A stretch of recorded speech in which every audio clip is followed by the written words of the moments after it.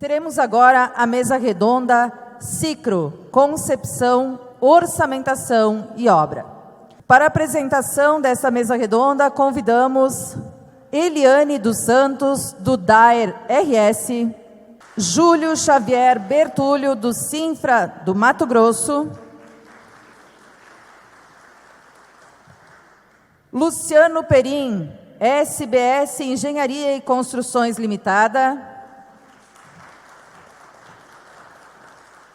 e Ana Marília Julião Terubal Goulart, da CICEPOT. Para a moderação da palestra, convidamos Luciana Nogueira Dantas, engenheira civil pela Universidade Federal de Juiz de Fora, mestre e doutora em engenharia civil pela Universidade Federal do Rio de Janeiro, MBA em Gestão Operacional de Rodovias pela Universidade Federal Fluminense, membro da Comissão de Asfalto do IBP, engenheira do Departamento Nacional de Infraestrutura de Transportes do DENIT e atual diretora-presidente da Associação Brasileira de Pavimentação, ABPV. Ela que conduzirá os trabalhos desta mesa redonda a partir de agora. Bom, boa noite a todos. Hoje vocês estão cansados de me ver por aqui, né? Não é? Amanhã eu vou dar um descanso para todo mundo, porque hoje me colocaram muito de plantão aqui nas atividades do ENACOR RAPV. Então, a gente tem aqui a missão de fazer essa mesa redonda, né? E como a gente quer conduzir essa mesa redonda? A gente quer que tenha debates, discussões. Então, a gente já deixou aqui do lado, estava aqui já o QR Code, para que durante a apresentação, está aqui o QR Code, para que durante a apresentação dos nossos debatedores, vocês já vão encaminhando para a gente as perguntas, porque depois da apresentação deles, a gente quer debater as questões, as perguntas. Essa mesa redonda, ela aconteceu, ela está aqui presente no nosso evento devido a uma demanda, né, que a gente teve do CICEPOT, que agora eu vou dar uma cola aqui que o Rafael Sack, que é o presidente do CICEPOT, me deu, que é o Sindicato da Indústria da Construção de Estradas, Pavimentação e Obras de Terraplenagem em geral no estado do Rio Grande do Sul. Então, quando a gente ainda estava pensando, né, a gente já sabia que ia fazer o ENACOR aqui, mas a gente ia RAPV aqui no Rio Grande do Sul, aqui em Bento Gonçalves, mas nós estávamos pensando quais seriam os temas que a gente iria trazer para o nosso evento. Nós fizemos, então, uma visita ao sindicato, ao CICEPOT, fomos super bem recebidos pelo Rafael, e aí eu perguntei ao Rafael, para trazer o sindicato para o nosso evento, o que você queria ter, né, como tema, o que você gostaria de ver no nosso evento? E ele comentou essa questão dos custos. Então, a gente trouxe os custos rodoviários para o nosso evento, a gente achou que o formato mais adequado seria através de uma mesa redonda, onde a gente pudesse expor alguns pontos e também debater com vocês. Então, essa nossa mesa redonda é baseada no sistema, né, que é o Cicro, que é o Sistema de Custos de Obras Rodoviárias do DENIT, que passou por uma grande modificação, uma grande adaptação e atualização no início do ano de 2017. Entre as atualizações, né, que foram feitas no Cicro, a gente pode citar a inclusão do FIT, do SIC, a questões relacionadas à administração local. Agora temos também custos da parte ferroviária e parte aquaviária. Então, tudo isso foi implantado dentro do DENIT, e como a gente aqui também, o evento, ele abarca, né, a Associação Brasileira dos DRs, então a gente quer saber também como que esse sistema, né, de custos rodoviários, ele também como que isso se dá dentro dos DRs. Então, para isso, a gente trouxe aqui um time de debatedores, que agora eu vou fazer a apresentação, né? A nossa mestre de cerimônias já chamou a Eliane dos Santos. A Eliane, ela é engenheira civil, formada pela PUC do Rio Grande do Sul, especialista rodoviária no DAEA, engenheira rodoviária também do Departamento Autônomo de Estradas de Rodagem do Rio Grande do Sul, atuante na área de custos rodoviários desde 2002. Atualmente, ela é superintendente da Superintendência de Programação Rodoviária da Diretoria de Gestão e Projetos do DAEA, desde fevereiro de 2020. Atualmente, ela é coordenadora do Grupo de Trabalho de Custos Rodoviários da BDR, na qual é membro desde 2003. Principais competências: expertise em elaboração de orçamentos rodoviários, elaboração de preços referenciais para obras e projetos rodoviários. Atua também na coordenação de pesquisas de preços rodoviários, treinamento de usuários no Cicro e outros softwares de custos. Gerenciamento de equipes e expertise na utilização do software Compor 90 para elaboração de orçamento de custos rodoviários. Nosso segundo debatedor da nossa mesa redonda é Júlio Xavier Bertúlio. O Júlio é engenheiro civil, formado pela Universidade Federal de Mato Grosso, tem especializações em engenharia de segurança do trabalho, gestão pública, gestão estratégica em mobilidade urbana e engenharia rodoviária. Membro do Grupo de Trabalho de Custos Rodoviários da BDR, analista de Desenvolvimento Econômico e Social pela Secretaria de Infraestrutura e Logística do Estado do Mato Grosso, SINFRA-MT. Atual coordenador de projetos do SINFRA-MT. Nosso terceiro debatedor é Luciano Perim, da SBS Engenharia e Construções Limitada. Luciano é formado em Engenharia Civil pela Universidade Federal do Rio Grande do Sul, com MBA em Gestão Empresarial e Finanças pela FGV, atuando desde 2008 na elaboração de orçamentos e planejamentos de obras públicas e privadas no setor de infraestrutura viária. Nossa quarta apresentadora é Ana Marília Julião. Ela é engenheira civil, graduada pela Pontifícia Universidade Católica do Rio Grande do Sul. Exerce atividades profissionais na Magna Engenharia, de abril de 2014, como supervisora de obras contratadas pelo DENIT, Sutepa Construções Comércio Limitada, foi coordenadora técnica de engenharia, análise de viabilidade de projetos de engenharia do interesse da empresa, faz também apoio técnico em auditorias do TCU, em obras do DENIT, desenvolvimento de sistemas de planejamento e controle de obras, orçamentos e projetos estratégicos. Também trabalhou na construtora Brasília Guaíba, supervisora de orçamento, fazendo supervisão de orçamentos para licitações, acompanhamento de obras junto a órgãos contratantes, como o DENIT e DAIA. Foi diretora administrativa financeira da Agabritas, responsável técnica da empresa no CREA, Compassul Construções e Serviços, planejamento e controle de obras na Secretaria de Obras do Rio Grande do Sul.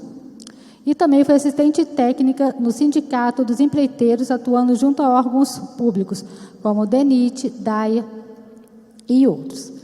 Também foi chefe do departamento técnico e atuou como coordenadora do Departamento de Licitações, como coordenadora do Departamento de Planejamento e Custos da construtora Mendes Júnior.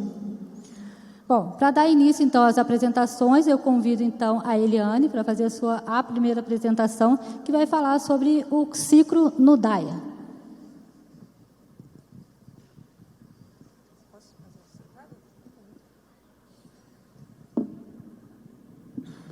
Boa tarde.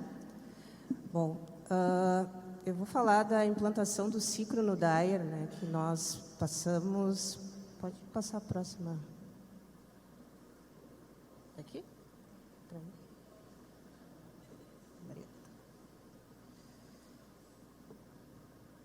Não tenho que dizer como é que eu faço.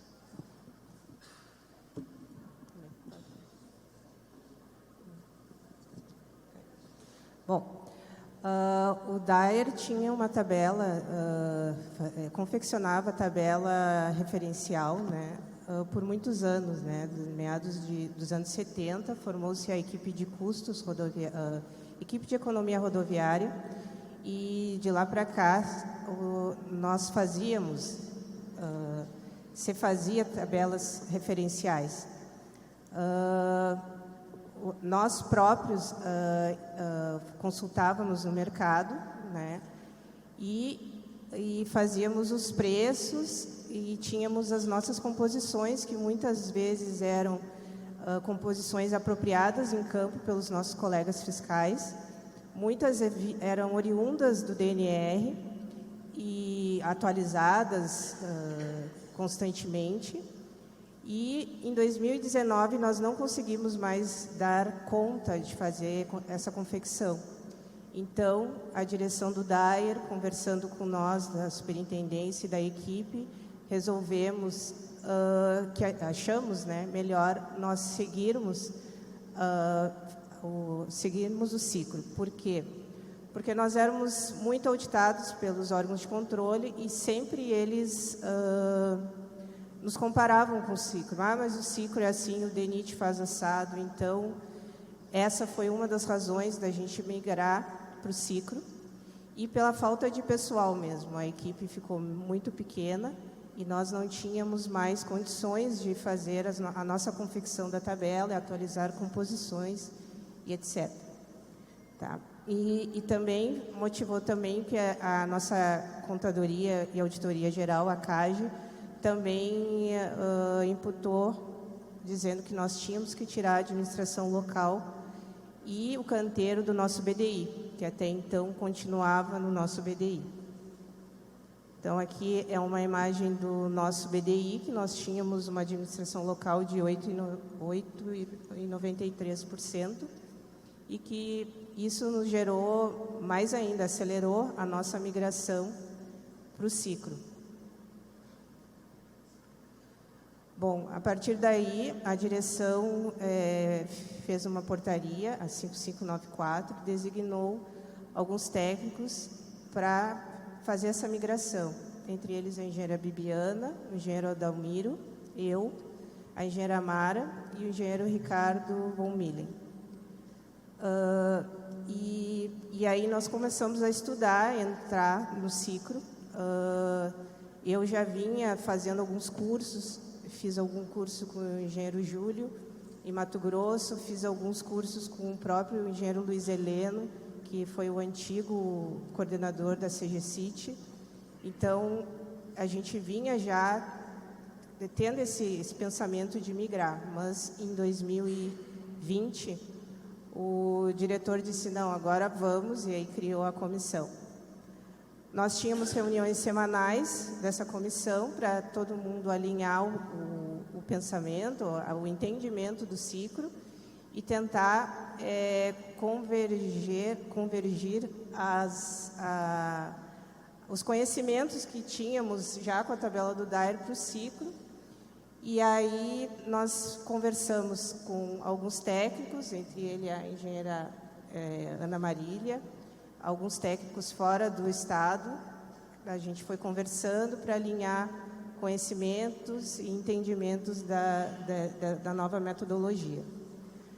As principais dúvidas da comissão foram a parte do porte da obra, né, que o DAER ele não tem obras com extensões idênticas do DENIT. As nossas extensões de rodovia são bem menores. Então, a gente, a princípio, no primeiro momento, a gente pensou em vamos passar tudo para o ciclo e depois nós vamos tentar alinhar o que for do DAER, né? O que for como o DAER faz. Vamos entender as especificações do DENIT e aí vamos passar. Então, a gente teve as principais dúvidas, era o dimensionamento da administração local, né, até por causa das exigências do DAER. O DAER é muito... As obras são menores, né, como a gente ia alinhar a administração local que vinha na metodologia do DENIT para o DAER. A conserva do DAER também é específica, que é diferente da do Pato. Então, também nós tivemos conversas sobre isso, tanto que a gente criou uma instrução de serviço com umas normas da conserva do DAER. Algumas composições consagradas do DAER, que são um pouco diferentes do DENIT, mas aí, no primeiro momento, vamos fazer igual do DENIT. A medição da administração local é outra dúvida, é uma preocupação eminente nossa, como é que o fiscal vai medir essa administração local. São dúvidas ainda que pairam ainda no órgão, que a gente necessita ainda do conhecimento das pessoas que, como eu digo, o DAIR ainda é um bebê em relação ao ciclo, a gente está aprendendo. Então, a gente ainda precisa da ajuda dos especialistas que têm mais experiência no ciclo. A quebra de paradigmas, né, orçamento com planejamento, porque isso é uma coisa que a gente viu que impacta muito, é o planejamento, o cronograma da obra. Se não houver isso, a obra fica cara. Então, isso é uma coisa que a gente está sempre vendo, né? Os novos conceitos do FIT e do FIC, que nós não tínhamos no DAIR, né? Que a gente está aprendendo, né? Com o ciclo. Os binômios dos asfaltos e dos agregados, que também nós não fazíamos no DAIR, estamos fazendo. E aí a tomada de decisão da comissão. A SPR-ER passou a analisar os orçamentos ao invés de executar. Então, assim, a gente até está fazendo alguns elaborandos, mas uns para a diretoria de projetos, mas a maioria a gente está analisando. Como eu disse, as especificações do DENIT no primeiro momento, e agora, depois de um ano já fazendo o ciclo, a gente já está adequando algumas especificações do DAIR, algumas composições que o DAIR utiliza, principalmente nas conservas e de sinalização que o DENIT não tem, a gente já está adequando ao ciclo. A necessidade de treinamento para os especialistas e técnicos envolvidos nas obras, sabe? Porque a gente vê a dificuldade dos nossos colegas da fiscalização na verdade, as dificuldades ainda estão aparecendo, que recém nós estamos medindo contrato ciclo, então elas estão aparecendo. Então, essas são algumas das dificuldades que a gente vê. A criação de composições de orçamento para fazer a parte da tabela de projeto, por quê? Para nós contratarmos consultoras para fazer orçamento, a gente precisou ter composições de consultoria. Como que a gente ia pagar um orçamento de obra? Como a gente ia pagar um orçamento de sinalização? Como a gente ia pagar um orçamento de obra de área especial? Então, a gente precisou se reunir e fazer essas composições. A utilização do software Compor 90, que nós já utilizávamos com as nossas tabelas do DAIR, então a gente já tinha essa expertise do Compor 90, e então nas nossas composições para a consultoria, a gente paga, a empresa tem que ter o Compor 90 para fazer os orçamentos para o DAIR, e a utilização dos contratos CAT para fazer os orçamentos. Então, hoje, os orçamentos que nós analisamos, eles vêm do CAT. Então, esse é o exemplo do nosso orçamento de projetos. Eu só fiz um recorte ali, que são as composições, né, que a gente paga para as consultoras. Está ali a elaborar pela SPR, porque cada uma é diferente, né? A gente vê o tipo de obra que vai sair, aí a gente monta a composição e tem o valor do orçamento para pagar para a consultora. A gente fez treinamentos do ciclo com o professor Júlio Bertulho. A gente fez um treinamento, a comissão, né, fez o treinamento, depois nós fizemos um segundo treinamento com os especialistas do DAIR, da DG, da DGP e da DIR.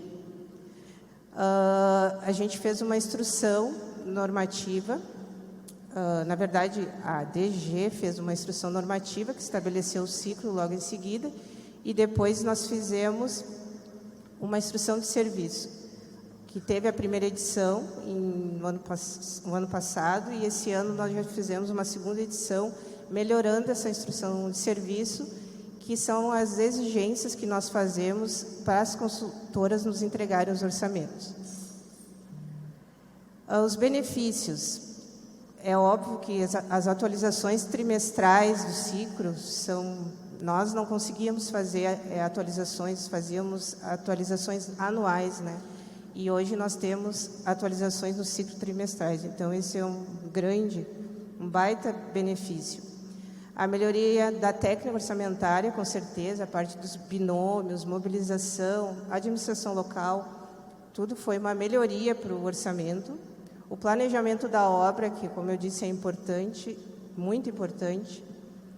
A diminuição do número de apontamentos, né, dos órgãos de controle, porque eles sempre estavam nos apontando, porque o DENIT faz assim, porque o DENIT faz assado. Então, hoje nós não temos, esperamos que diminua bastante os apontamentos.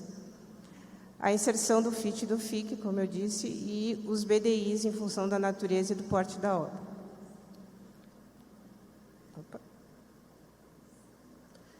As dificuldades que a gente encontrou, que a gente encontra, foi o pouco tempo da transição para se adaptar ao ciclo.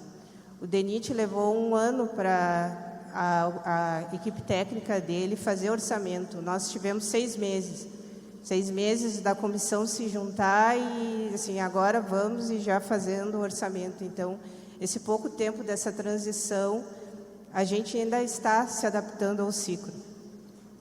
Insegurança quanto aos conhecimentos de toda a metodologia ainda surge. A falta de pessoal na equipe, que a direção está trabalhando para trazer mais gente para trabalhar conosco e está nos dando condições para a gente melhorar o nosso trabalho, a nossa demanda. A variabilidade da conferência, né, que hoje a gente analisa, então é muito detalhe para a gente conferir, e a gente prefere conferir todo mundo junto, porque aí todo mundo aprende junto, porque é muito detalhe. Adequações dos procedimentos DAE para os ciclos são também outras dificuldades. A medição da administração local é uma dificuldade que eu estou sempre perguntando para os especialistas como faz, e é uma dificuldade. A falta de conhecimento dos conceitos ciclo por parte do projeto, né? Muitos colegas que trabalham em projeto, eles não ainda entraram no ciclo, ainda estão com o pensamento voltado para as especificações do DAE, né? Principalmente o pessoal da sinalização, né? Eles estão mais voltados para a tabela DAE. E os preços aditivos versus a administração local. Como é que se paga um aditivo de serviço com a administração local? São as nossas incógnitas. Os desafios, ter uma padronização do DAER para a administração local e canteiro de obras. Eu acho que a gente consegue, a gente conversa muito com o Júlio, e o Júlio já tem, depois ele vai falar no órgão dele, mas fazer uma administração local e canteiro de obras mais enxuto para o DAER, para as necessidades do DAER. Adequação das composições exclusivas do DAER. Ontem, na palestra da Conserva, do Gustavo Vieira, que ele falou que não tinha em nenhum órgão, havia composições de limpeza de taxas e taxinhas e de desobstrução de dispositivos de drenagem. E aí eu fui lá depois no intervalo e disse para ele, não, o DAER tinha. Então, o DAER tem serviços muito específicos da Conserva, sempre teve. E o ciclo não tem. Então, alguns, até para a nossa Conserva agora, a gente conseguiu adaptar em função do DENIT, mas são essas coisas assim, que o DAER, ele tinha uma tabela muito boa, ele tinha, e eu considero que ainda tem especialistas muito bons na área de orçamento, e fazia uma tabela muito boa, só que nós não tivemos mais condições de seguir. O DAER como um todo, tá? Não só a equipe de economia rodoviária ou a superintendência de programação rodoviária mergulhar nas especificações do DENIT, mas o todo, o fiscal, o projeto, a diretoria de infraestrutura, mergulhar nas especificações do DENIT, que aí todo mundo vai ter a mesma conversa, alinhar o conhecimento. Desenvolver a administração local e o canteiro no Compor 90. Isso é um desafio que eu quero ver se eu consigo, com a 90 TI, desenvolver isso, que isso já nos daria mais agilidade na conferência. E o corpo técnico qualificado para suprir as demandas, né? Que a direção já está tratando isso para a gente ter mais mais colegas para nos ajudar a suprir a necessidade da demanda do DAE. E as conclusões, como eu disse, o DAE não teve esse período de transição, né, para a correta implantação do ciclo, mas a gente está se adaptando, e eu acho que isso a gente, com algumas parcerias que nós queremos fazer com a própria Fundação Getúlio Vargas, eu acho que a gente vai conseguir superar esse gap aí. A retirada da administração local, apesar de a nossa era 8,93% e que era, né, fechado ali, que hoje nós temos que colocar na planilha, né? Ela às vezes ela está chegando a 15% nos orçamentos do DAE. A gente procura deixar ele em torno de 10, 8, mas já houve algumas com 15%. Então, mas isso acho que os órgãos de controle sabem disso, né?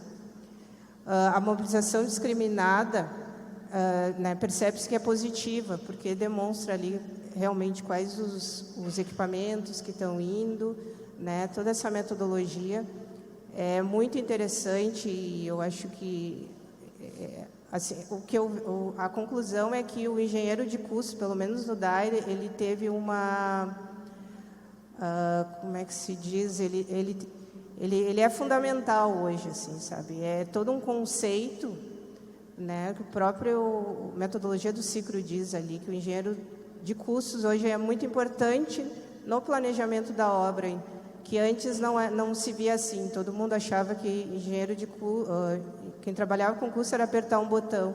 E hoje não, hoje o ciclo traz essa metodologia para o engenheiro de custo ser um especialista mesmo em custo. Então, e é uma metodologia revolucionária, tá? Que ela dá segurança orçamentista para elaborar orçamento, e sua aplicabilidade, por vezes, às vezes morosa, mas com detalhes serem apurados, mas dá ótimos subsídios para orçamento transparente e qualificado. E aqui eu deixo uma imagem da nossa ERS 118, que foi uma duplicação, é uma duplicação que o DAE está fazendo com as empresas, e que ela está trazendo alguns incômodos, especialmente para mim, mas que ela está dando um salto assim na infraestrutura do DAER, assim, pela direção ter se empenhado e ter feito essa rodovia, ter colocado ela em utilização para o usuário. Muito obrigada.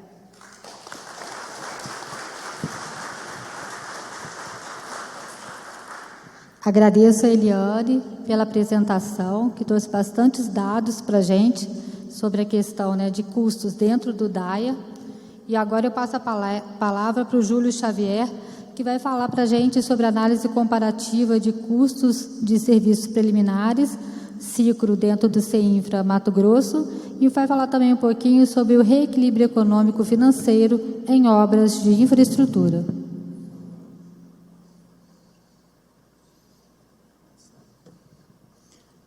Eu tenho que colocar a apresentação.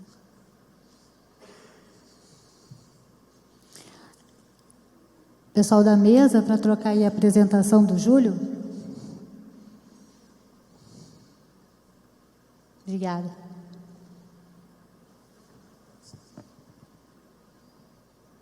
Boa tarde a todos. Agradeço ao DAER, né, a convite, né, por estar presente, para poder participar dessa honrosa mesa com os colegas.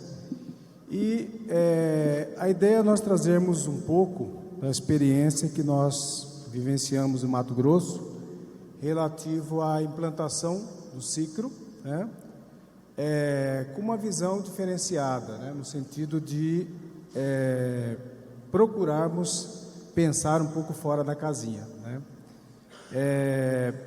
No volume 1, Metodologias e Conceito, em um dos últimos capítulos, né, traz lá sobre a necessidade de se privilegiar a figura do orçamentista, né, no sentido de que ele possa e tenha, né, o poder de trabalhar um orçamento dentro da realidade daquilo que for efetivamente praticado, tá? E é isso que nós procuramos fazer valer, né, quando nós fomos implementar o ciclo, principalmente pelo fato de que a realidade das obras rodoviárias estaduais muitas vezes não são compatíveis com aquilo que traz concebido no ciclo, tá?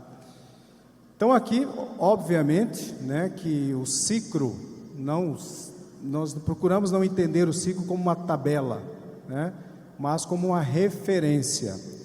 E levando em consideração o ciclo como uma referência, a gente passou, a partir de estudos, a adaptar algumas situações em que houvesse a necessidade de ajustarmos a realidade daquilo que efetivamente praticava nas obras do Estado, né? Hoje, Mato Grosso, né, fomentado pela agronegócio, hoje nós falamos ali entre obras em andamento, obras por dar ordem de início, e projetos em andamento no orçamento em torno de 5,3 bilhões de reais. Então, ou seja, todo cuidado relativo ao orçamento, a um bom projeto, a um planejamento, uma logística de custo, é fundamental, né, para que a gente possa trabalhar valores coerentes com aquilo que foi efetivamente praticado, remunerando, né, as empresas de forma justa e, logicamente, tendo todo o resguardo daquilo que as instruções trazem, né, não correr nenhum tipo de risco jurídico. Eu trouxe aqui, entre várias possibilidades que existem de alterações, né, hoje a gente fala, Eliane estava falando, né, a respeito da administração local. Nós fizemos a adaptação da administração local, é o que eu trouxe um pouquinho sobre isso. O canteiro de obra, né, também era um dos gargalos ali que a gente precisava resolver para adaptar a realidade do Estado. Fatores de consumo, né, se a gente parar para analisar hoje o CBUQ, existe uma composição padrão para todo o Brasil, né? Então, quando você elabora um projeto, você precisa adaptar alguns fatores de consumo àquilo que efetivamente for praticado, né? Cada pedreira tem uma natureza mineralógica, granulometria, abrasão, enfim. Em função disso, o fator de consumo dos insumos são diferentes, obviamente. E isso, dentro da realidade dos projetistas, a gente tem procurado passar isso, aquilo que a Eliane falou. Muitas vezes os projetos são elaborados sem a visão do custo, né? Mas quando vai executar a obra, a primeira coisa que olha é o custo, né? Então, essa necessidade de adaptar o ciclo à realidade daquilo que vem praticando, nada mais é que o quê? Procurar remunerar de forma justa, né? Concreto FCK, 20 MPa, aparecem praticamente todos os dispositivos de drenagem, né? Tem lá um fator determinado de consumo de cimento, de areia, de brita. Se você pegar para cada pedreira, tem um traço diferente, né? Então, essas pequenas aparentes, né, que não impactam diretamente, né, quando você olha diretamente o ciclo, né, com uma visão fechada daquilo como uma concepção de tabela, você acaba não enxergando, né? Então, a gente procurou fazer esse estudo. Nós implementamos, eu participei diretamente da implementação do ciclo, né? Utilizamos o ciclo, né? Nós não temos um referencial próprio como referência para licitar as obras, mas com algumas alterações necessárias. E aqui eu vou trazer também um pouco da experiência a respeito do reequilíbrio econômico-financeiro, que nós temos implementado lá, né? É um assunto emblemático, é um assunto polêmico no momento, porque falta muita base jurídica, falta jurisprudência, mas dentro de um orçamento, né, grandioso, dentro da necessidade de fazer acontecer as obras, né? Ao final das contas, o que a gente precisa? Da obra feita, né? E as empresas querem ser recebidas de forma justa. Então, a gente trabalhou essas situações para que houvesse uma condição de fazer com que as obras fossem adiante. Na análise comparativa que nós fizemos a respeito da administração local, eu trouxe aqui uma experiência de uma amostragem de algumas obras para a gente entender aqui uma economia que nós conseguimos colocar em nossas obras em função de um estudo, né, do peso dos itens da administração local em relação àquilo que efetivamente era praticado. A administração local, elas são basicamente 5 parcelas, né? Parcela fixa, parcela vinculada, parcela variável, manutenção do canteiro e o diversos, que corresponde a 5% da soma dessas outras parcelas. O que nós constatamos? Levando em consideração a metodologia do ciclo, né, a tabela de custo, né, a dimensionamento da equipe da parcela fixa, o valor da parcela fixa corresponderia mais ou menos de 68% a 75% da administração local, tá? E é exatamente na parcela fixa que a gente percebia uma grande discrepância em relação àquilo que praticava na obra. Então aqui eu peguei um exemplo, né, são obras, a grande maioria se enquadra em médio porte, tá? Que seria ali de 15 a 30 quilômetros ano. É que no caso nós até fizemos uma pequena alteração no conceito de porte. E uma obra de médio porte do ciclo, ela tem ali uma concepção de 26 funcionários fixos na obra dentro do cronograma integral da obra, né? Só que nós paramos para analisar, fizemos uma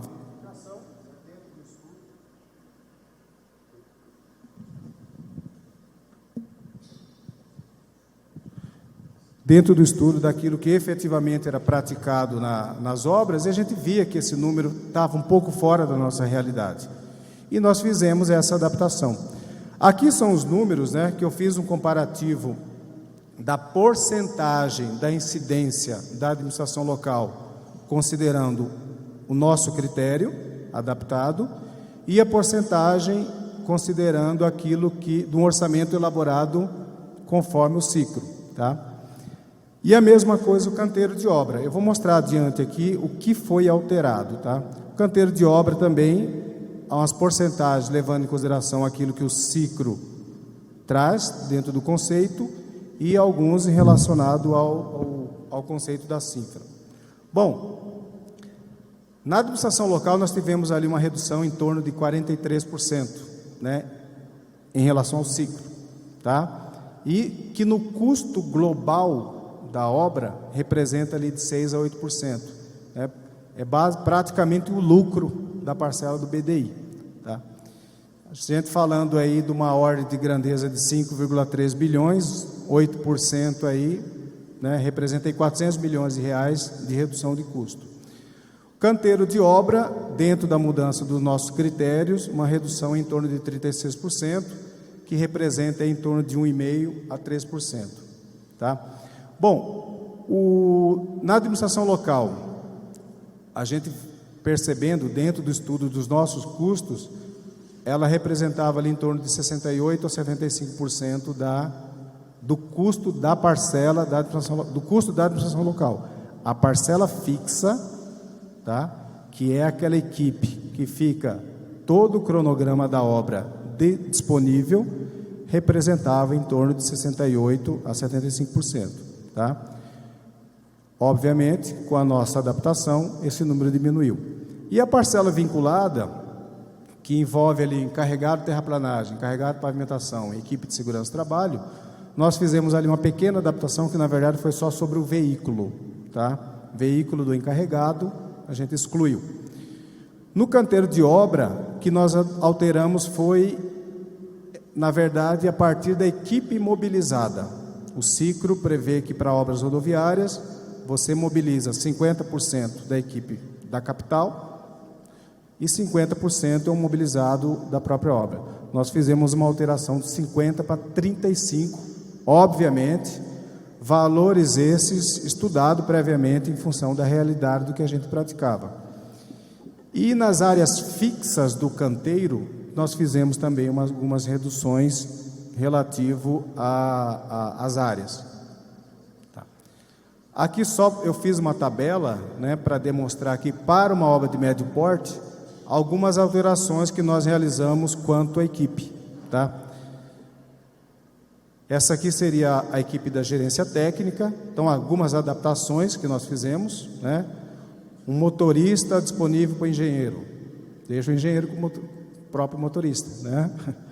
Deixa ele dirigir o seu próprio carro. E algumas adaptações. Obviamente, tá? Que dentro de uma justificativa plausível, dentro de uma justificativa técnica, a partir do momento que o cronograma justifique, as adaptações devidas serão feitas. Né? Há um ônibus, nós reduzimos de 2 para 1 ônibus, tá? Um ônibus, por quê? É uma configuração geral daquilo que se pratica, né? Levando em consideração uma equipe média ao longo da obra. Mas dentro do histograma ficou demonstrado que será 130 funcionários. A gente vai adaptar, obviamente, né? Dentro daquilo que for a realidade a ser praticada. Seção auxiliar técnica, ali as reduções das equipes, né? Seção administrativa e seção administrativa auxiliar, tá? Ali é um comparativo entre o que o Cicro e a Cinfra pratica. Então ali, considerando o médio porte, então nós reduzimos ali do Cicro 26 profissionais para 12,5 em média, né? Veículo Cicro 5, Cinfra 3. O custo mensal da equipe, isso considerando abril, tá? Que é a última data base que foi disponibilizada, no Mato Grosso em torno de R$142 mil por mês para a equipe, e o Cicro 269 mil, né? Então aí a gente vê a ocorrência dessa diferença, tá? No canteiro de obra, esse quadro representa as áreas fixas, né? No canteiro de obra tem a área variável, que é dimensionada de acordo com os funcionários.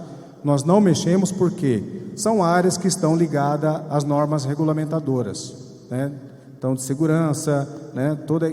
Agora, as áreas fixas não, nós adaptamos realmente aquilo que se pratica.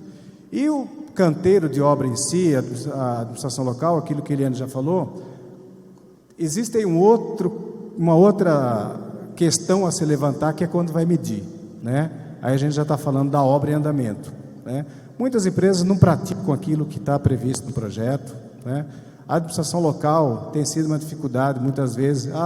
Quando aditiva, o que vai fazer? Alterou o cronograma, a empresa tem menos funcionário, como é que... Então, ou seja, aí tem um sem número de situações que podem existir, né? Que aí quem administra a obra sabe que existe, e quem fiscaliza também, que a gente tem que procurar administrar caso a caso, né? Isso aí eu oriento os fiscais lá. Então, cada um vem com um problema mais cabeludo que o outro para resolver. E aí a gente tem que pensar junto. O que nós vamos fazer, né? Bom, existem vários outros parâmetros do ciclo que podem ser adaptados, né? Acho que o grande segredo é pensar um pouco fora da casinha, né? O ciclo é fundamental, veio como uma forma muito detalhada, uma ferramenta importantíssima para a gente usar como parâmetro, mas aquilo que for possível adaptar, né, e for necessário, deve ser levado em consideração.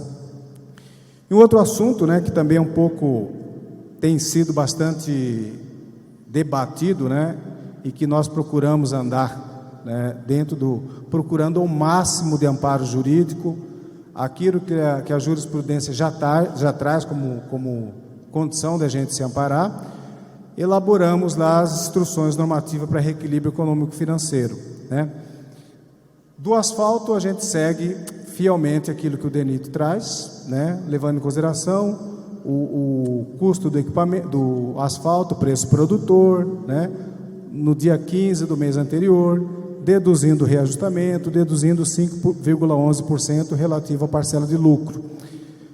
Depois criamos, mas com o advento principalmente das obras de ponte de concreto, né, que Mato Grosso está alastrado em ponte de concreto por causa da alta do aço, né? A gente costuma falar que vamos fazer o reequilíbrio do aço. Na verdade não é do aço. Hoje a gente tem que entender que o reequilíbrio tem que ser do material que houver variado o preço, para mais ou para menos, inclusive a favor do erário muitas vezes, né? Então nós trabalhamos o quê? No caso de materiais como um todo, para cada medição é feito uma curva ABC, né? Em função dos materiais mais relevantes na tabela da curva ABC, nós vamos estudar aquilo que houve de variação. Cabendo ou não a análise do reequilíbrio, as composições serão alteradas quanto ao custo, né? Ou seja, a gente vai gerar um novo valor de medição. E essa diferença de valor, levando em consideração a dedução do reajustamento e a dedução do lucro, né, que é um dos requisitos, é uma das premissas que a jurisprudência do TCU traz, a gente vai analisar o impacto financeiro, né? O impacto financeiro sendo relevante, hoje nós adotamos 70% do lucro. Vai ou não deferir para um reequilíbrio econômico financeiro, tá? Isso eu estou falando a respeito, em linhas gerais, né, em função da demanda do tempo, aqui não dá para detalhar um pouco mais. E agora, recentemente, mais especificamente, antes de ontem, segunda-feira, nós lançamos a portaria para a instrução normativa do reequilíbrio do diesel, né? O diesel precisa de um estudo separado, ele precisa de uma instrução separada, porque não é um insumo que vem aberto na planilha, né? O diesel é uma parcela do custo produtivo do equipamento. Tem lá depreciação, juros, mão de obra, manutenção, operação, que entra o diesel, graxa, filtro e lubrificante. Então, nós fizemos o quê? Eu elaborei essa tabela, né, passamos juntamente com o apoio jurídico, a procuradoria, né, buscando sempre analisar, colocamos os empreiteiros para participar conosco, para analisar, e chegamos num consenso, logicamente, buscando todo o amparo que trazendo toda a concepção das outras instruções, tá? Mas com a necessidade que o diesel tivesse uma tratativa diferenciada, tá? Então, basicamente é o quê? Para cada medição, extrair a quantidade de horas produtivas dos equipamentos. Eu tenho ali as 5 parcelas. Levando em consideração o equipamento licitado, qual o peso do diesel no custo horário da máquina? Pesa 35%. Esse 35% é transferido para o custo horário que a empresa ganhou na licitação, né? R$200 lá no ciclo, pesa 50%, ou seja, R$100. A empresa ganhou R$200, ela colocou 120, para ele vai ser 60, né? Então, ou seja, realmente transferir para a empresa aquilo que ela propôs na sua proposta. Em função disso, nós estudamos em função da ANP, da variação da ANP, qual foi a variação do diesel da data base licitada até o mês do pleito da empresa, né? Os pedidos de reequilíbrio são mensais, né? Porque a variação é mensal, então levamos em consideração esse conceito, não de um contrato como um todo, como existe alguma linha de pensamento. E em função dessa variação do custo do diesel, recalculamos a medição, aplicando o mesmo conceito das instruções de outras instruções, deduzir o reajustamento que a empresa possivelmente tenha recebido e deduzindo a parcela de lucro, tá? É um conceito que muitos não entendem, né? Às vezes, quando deduz o lucro, é só sobre o valor reequilibrado, né? Não é retirar o lucro da empresa do contrato, né? Muitas vezes é um conceito que, às vezes, não entendem. E é analisado o impacto financeiro, tá? Então, ou seja, não basta que tenha existido a alta, né? Essa alta que vai refletir no reequilíbrio tem que representar o impacto financeiro em relação ao global da medição, né? Hoje nós temos como referência essa variação 70% do lucro. O valor do reequilíbrio deu maior que 70% do lucro, no caso nós estamos usando o lucro da administração, a empresa tem ou não direito ao reequilíbrio, tá? Aqui só demonstrando, né, as parcelas de custo produtivo e improdutivo. Então nós vamos pegar ali o que é o custo da parcela, o custo da operação, né? Nós extraímos do custo que envolve diesel, lubrificante, filtro e graxa, só o diesel, né? Normalmente corresponde para equipamentos pesados 15%, tá? E para equipamentos rodantes 10%, caminhões, tá? Então a gente faz essa extração.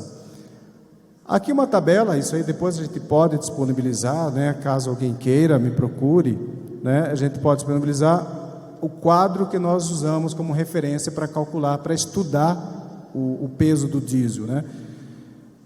Logicamente tem que se valer disso, né? Hoje não dá para trabalhar sem software para poder trabalhar. Hoje lá nós usamos o Comport também, exemplo do Dyer, e para que a gente possa extrair a quantidade de horas produtivas de cada equipamento. Em função dessas horas produtivas e em função do peso do diesel na hora, a gente avalia qual foi a variação do custo, tá? Essa tabela ela ficou como o quê? Esse quadro é um exemplo, né? Ficou como um anexo da minuta da nossa instrução normativa, tá? E ela fica disponibilizada para todas as empresas seguirem um referencial padrão. E aí, obviamente, ainda não, como foi aprovado agora, provavelmente agora por esses dias está sendo protocolado lá para a gente analisar, tá? Júlio, só pedir para você dar uma aceleradinha. Ixi, verdade. Já estourou o seu tempo, mas tudo bem. E aqui, né, seria aí um fechamento, digamos assim, da planilha, quando a gente vai analisar se há ou não direito ao deferimento, né, quando a gente analisa o impacto financeiro do diesel em relação. Esse impacto financeiro é feito em relação a qualquer outro pedido de reequilíbrio, né, porque não basta, às vezes o material subiu 300%, mas ele tem uma representatividade pequena na medição. Às vezes a própria, qual que é o entendimento?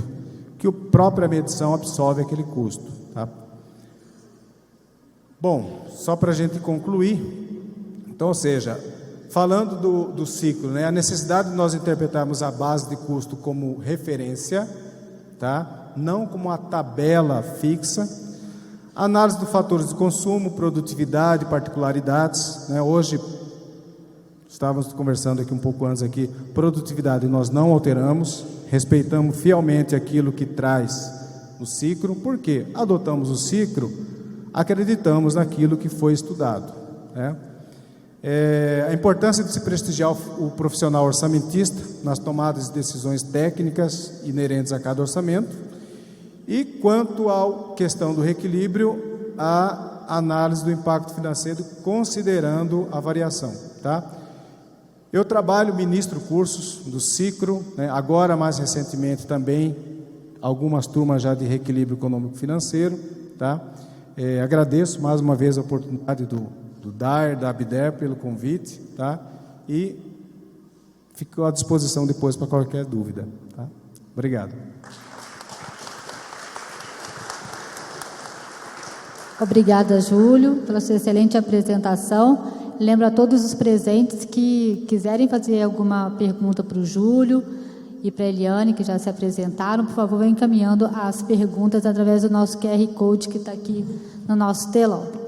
Passamos agora para as considerações do Luciano Perim, que vai falar para a gente sobre o ciclo na prática. Alô, boa tarde a todos, boa tarde aos colegas da mesa, tá? Hoje eu vou explicar um pouquinho do meu dia a dia, tá? Que eu trabalho com orçamentos, então a tabela ciclo para mim é praticamente o que faço todo dia, então eu olho todos os dias ela, tá? Eu verifico as produções, custos e tudo mais, e basicamente tudo que eu faço é no Compor 90, que foi comentado, e até foi muito boa essa palestra do Júlio e da Eliane, que eu coloco o seguinte: as dificuldades que tem hoje, o Compor faz tudo, inclusive a questão do diesel. Hoje eu consigo extrair rapidamente a quantidade de diesel da obra. Facilitaria muito o reequilíbrio financeiro do contrato. E as dúvidas da Liane também. Obviamente exige um pouco mais de conhecimento do Compor, não um nível básico, um nível um pouco mais avançado, que com curso, tempo e prática a pessoa consegue, tá? Então a minha palestra hoje é mais dedicada à parte técnica, realmente de quem trabalha com orçamentos, tá? E vamos começar aqui. Cadê o trocar Compor 90, uma apresentação mais light, tá? Os desafios do ciclo, tá? A gente pode deixar para depois, nas perguntas, né? A gente pode colocar o que a gente acha que está de divergência com o campo e tudo mais, tá? Minha apresentação, rapidamente, tá? Eu trabalho com obras e orçamento e planejamento desde 2008. 2008 já comecei a usar o Compor, usei outros sistemas, mas o Compor 90 foi o que mais me adaptei. Em 2012 fui responsável por criar a tabela de preço do DAIR no sistema Compor, que fica até 2019. Em 2014, a 90 TI, que é a que faz o Compor 90, me convidou para ajudar no desenvolvimento da plataforma nova deles, tá? E apontar pontos positivos e melhorias do sistema, tá? Inclusive, esse trabalho que fiz no DAIR foi muito bom, porque muitas coisas que a gente tem hoje no Compor lá foi oriundas do trabalho para o DAIR, tá? Como posso colocar o quadro de DMTs por tipo de rodovia, fórmula do custo, tipo de exportação. Foi tudo isso avançado em cima daquele trabalho. Hoje em dia, ele está totalmente adaptado ao ciclo atual, com a inclusão do FIC e FIT e os demais custos que precisa, tá? Ele é um sistema completo para orçamentos com base em CPUs, né? Em composições, tá?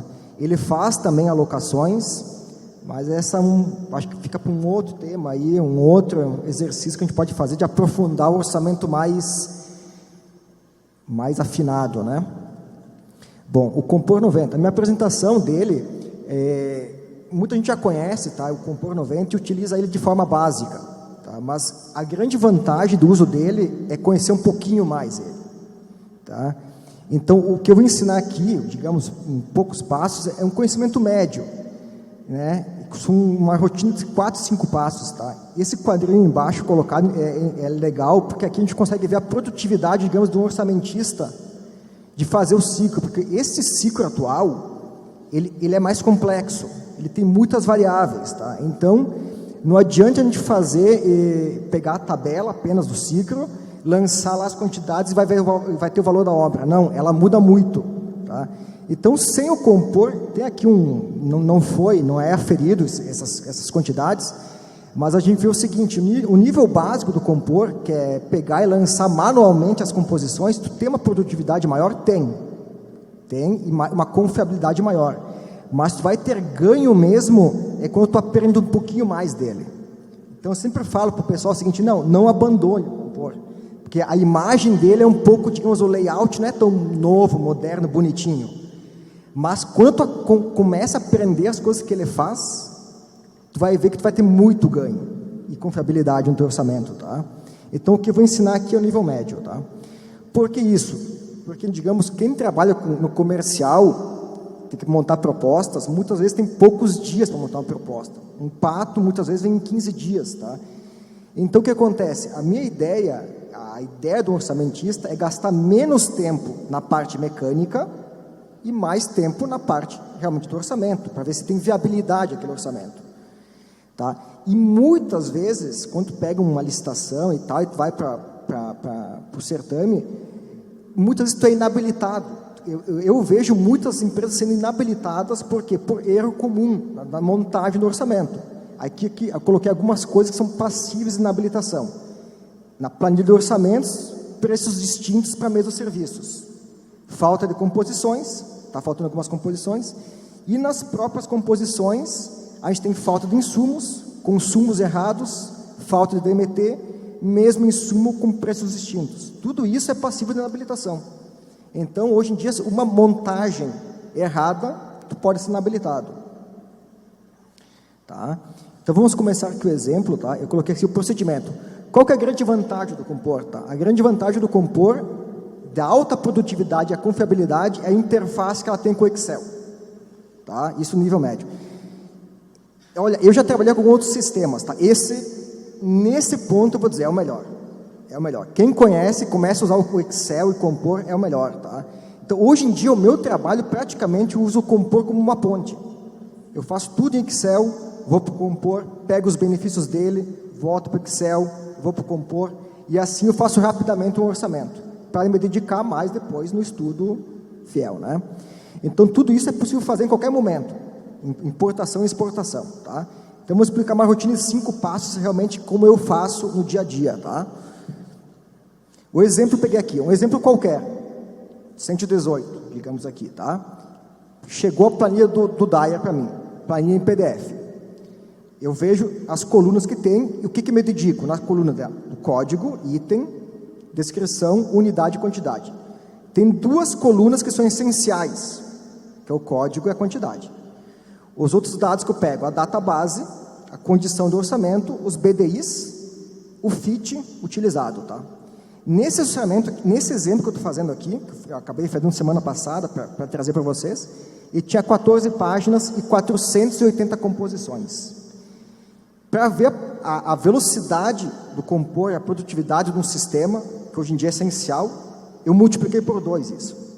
Eu dupliquei ela, ficando ela com 28 páginas e quase 1000 composições. Então vamos lá. O primeiro passo, tá? O passo 1 é pegar essa planilha e transformar em XLS, em Excel. Alguns órgãos já trazem essa planilha em Excel, que facilita, tá? Então, esse procedimento me levou 2 minutos. Com um software adequado, eu peguei o PDF e transformei em Excel. 2 minutos. Passo 2 é formatar ela de um formato que o Compor 90 entenda isso.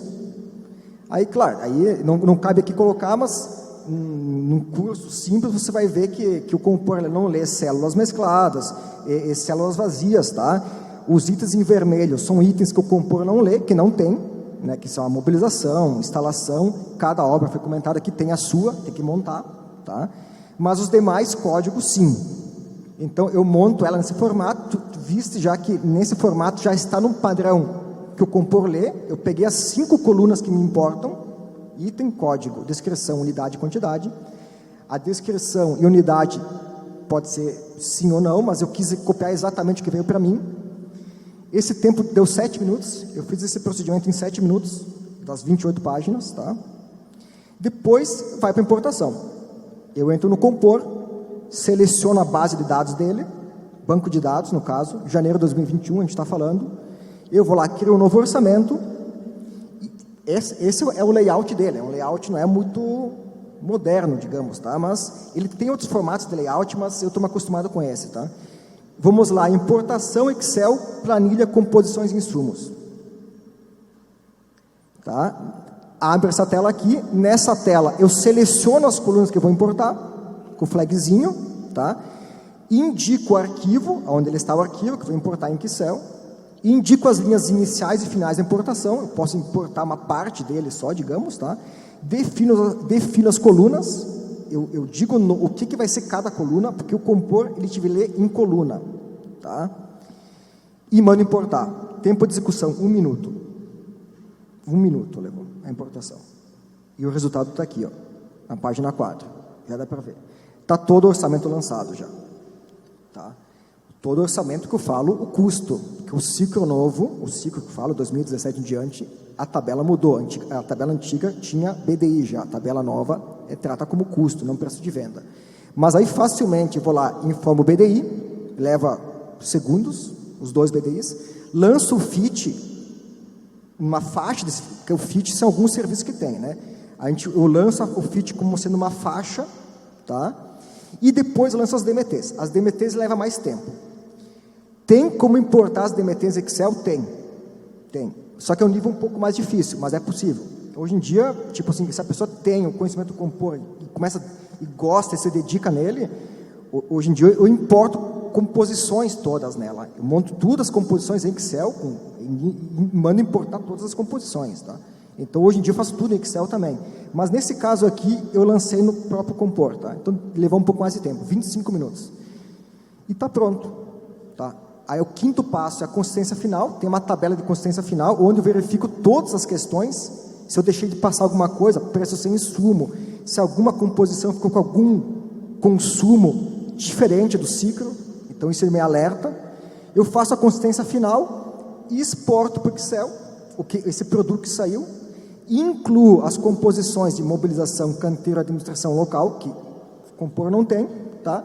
E está pronto.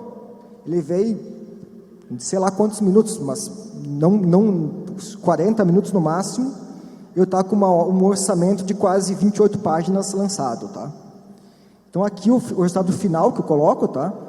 Na ponta esquerda é o produto que saiu no compor e depois da direita o planilha digital.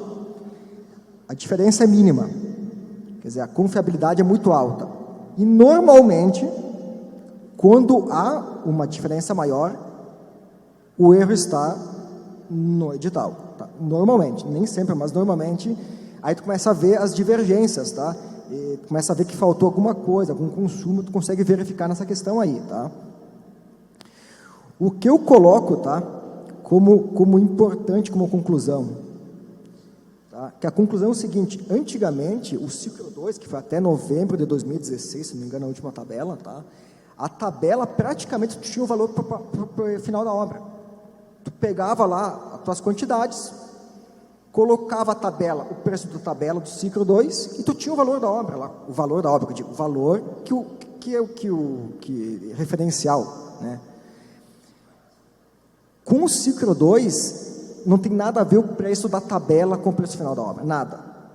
Então, hoje em dia, realmente, como foi comentado, pelos nossos colegas, exige muito mais conhecimento para montar um orçamento. Muito mais atenção, porque tem que pegar aqueles custos, acrescentar FIC, FIT, ADM local, e os PDIs que são variáveis, tá? Para ver o valor total da obra, né? Então, hoje em dia, o que eu coloco? Pela complexidade do ciclo hoje, tá? Que, na verdade, eu não acho ruim a complexidade, porque não tem como, eu sempre falo, não tem como, a obra é uma coisa complexa. Não tem como ter uma receita de bolo e fazer uma tabelinha com poucos índices, o custo vai estar aqui. Não, cada obra tem seu custo, tá? Então, na verdade, hoje se torna essencial o uso de um sistema. Um sistema como o Compor 90, que é o que eu utilizo, pode ter outros, mas este aí, ele me traz um resultado muito confiável em pouco tempo. Muito confiável em pouco tempo. Tá? E que eu coloco como uma pergunta final para vocês aqui, que a gente pode depois debater nos questionamentos, tá? Aqui. O que eu fiz aqui para vocês, tá? Foi um orçamento de obra, tipo, o que eu fiz aqui foi o orçamento da 118, é um orçamento confiável, eu fiz viabilidade mesmo, ou eu fiz uma planilha referencial para atender os requisitos do edital. Então, isso a gente pode depois colocar nas perguntas, né? O que vocês estão achando dessa questão aí. Por mim é isso aí. Obrigado pela atenção de vocês. Obrigado, Luciano. Bom que o Luciano já faz um pouco do meu trabalho, né? Ele apresenta e já modera, né? Já lança uma pergunta. Bom, enfim, nossa última apresentadora dessa mesa redonda é a Ana Marília Julião, que vai falar sobre a evolução no ciclo.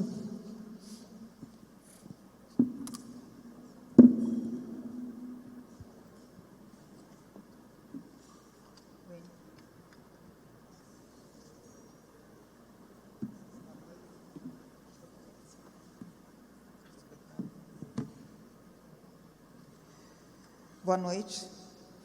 Acho que já é boa noite, né?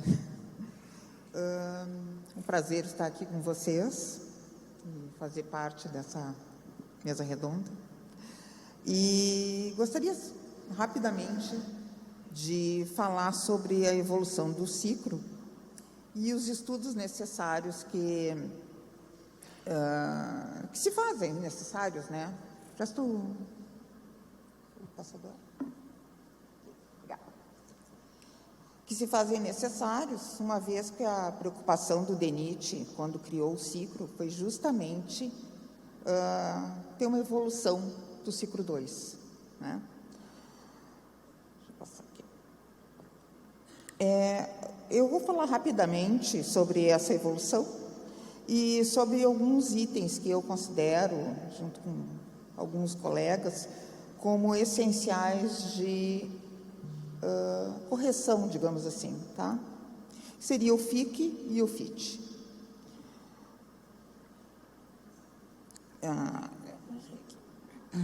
Vou voltar um aqui.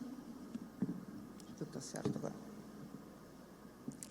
Bom, gente, o objetivo de qualquer orçamento é, claro, definir o valor do empreendimento da forma mais real possível, né? E o DENIT, buscando isso, ele primeiro tinha um ciclo 2, que todos conhecíamos muito bem, e desde janeiro de 2017 mudamos para o novo ciclo, que hoje chamamos só de ciclo. Essa evolução foi realmente fantástica. Muitas coisas que eram obscuras, digamos assim, elas ficaram bem mais claras. O item principal que eu considero uma evolução foi a abertura da administração local. Porque ficava sempre aquela coisa, é 6%, é 8%, ligado direto ao BDI. Só que quem fazia algum estudo um pouco mais aprofundado, via que esse número não era real, não podia ser real, né?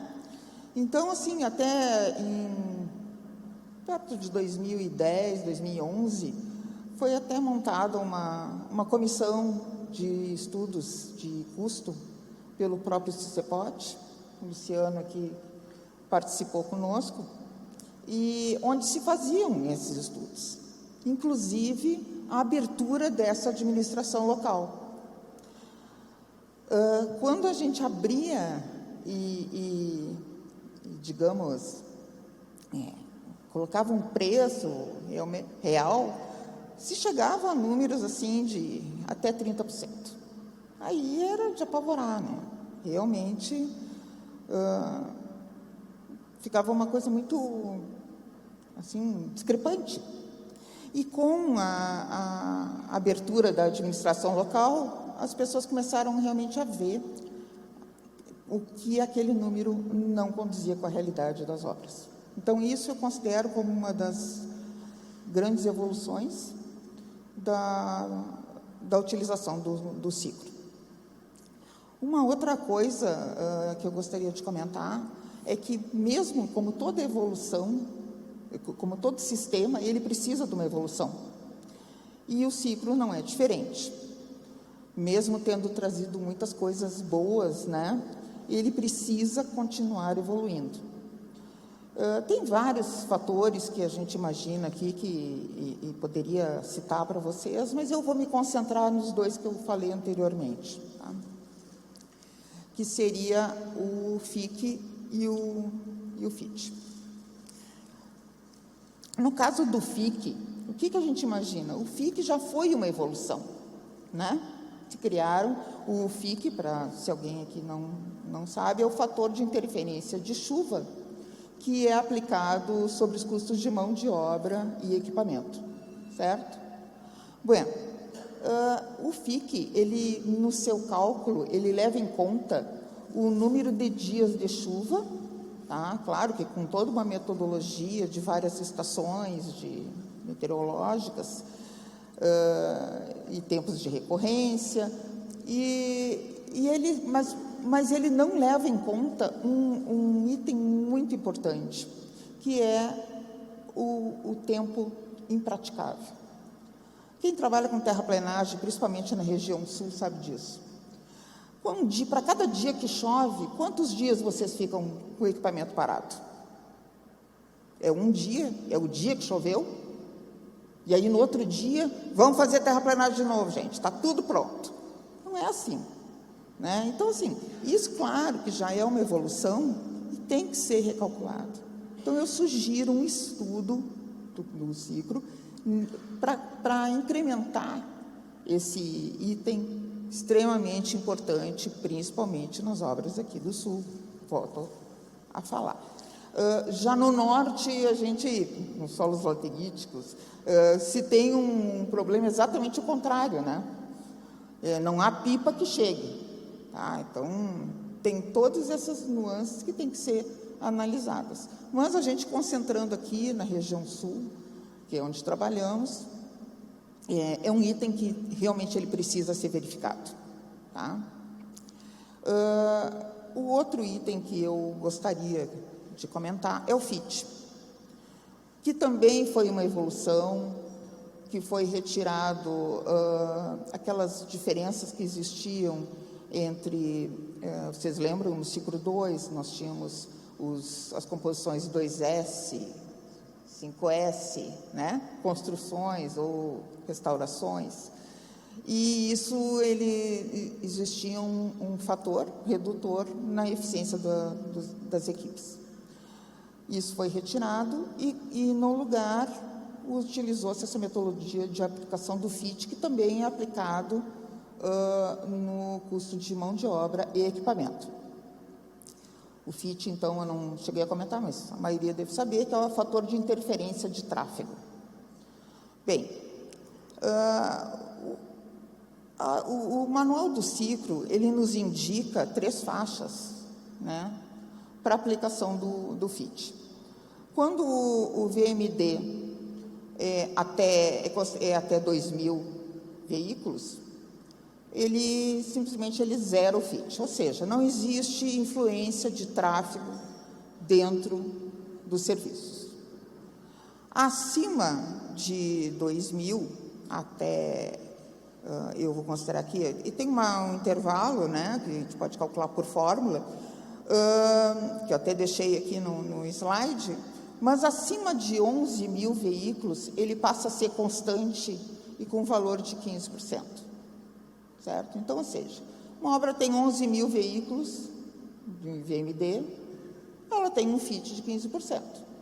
Se ela tiver 30.000 veículos, ela vai ter o mesmo FIT de 15%.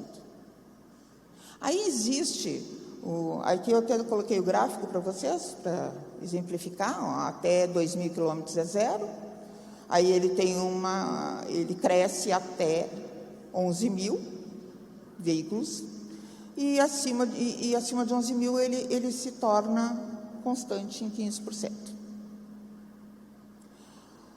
Também, quando chega próximo de centros urbanos, tá, onde realmente existem interferências, né, ele aceita um acréscimo de 5%.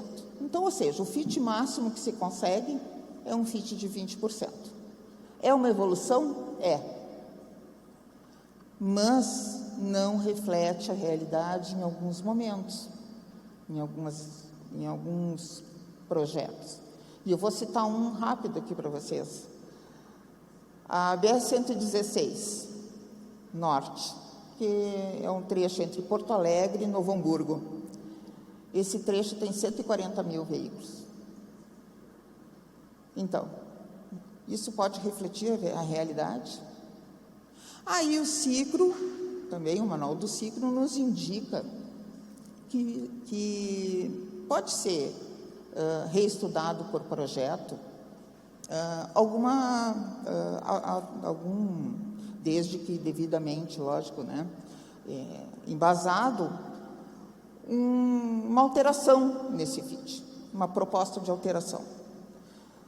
Mas a sugestão que fazemos é que o próprio DENIT, junto ao ciclo, e aproveitando até que tem o pessoal da Fundação Getúlio Vargas aqui, faça já deu um subsídio para que os projetistas possam fazer esse estudo baseado já em dados do próprio ciclo. Então, essa é a proposta nossa aqui, de que que a gente não fique amarrado em tabelas, e sim na realidade. Então, se nós já evoluímos até aqui, vamos tentar evoluir um pouco mais. O Luciano falou aqui na 118, gente, qual é o VDM da 118? É uma obra extremamente urbana. Se ela fosse orçada pelo ciclo, nos padrões normais, assim, seria inviável. Concorda? Então, essa é a proposta que fazemos aqui, de verificação desses 2 itens, esses coeficientes que são extremamente importantes no orçamento e que merecem um novo estudo para que a gente consiga evoluir nessa situação. Tá, gente? Qualquer pergunta, estamos à disposição. Muito obrigada.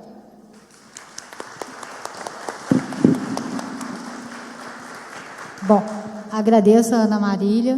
Nós já temos aqui algumas perguntas que foram encaminhadas através do nosso WhatsApp, Mas já vou começar já perguntando para os...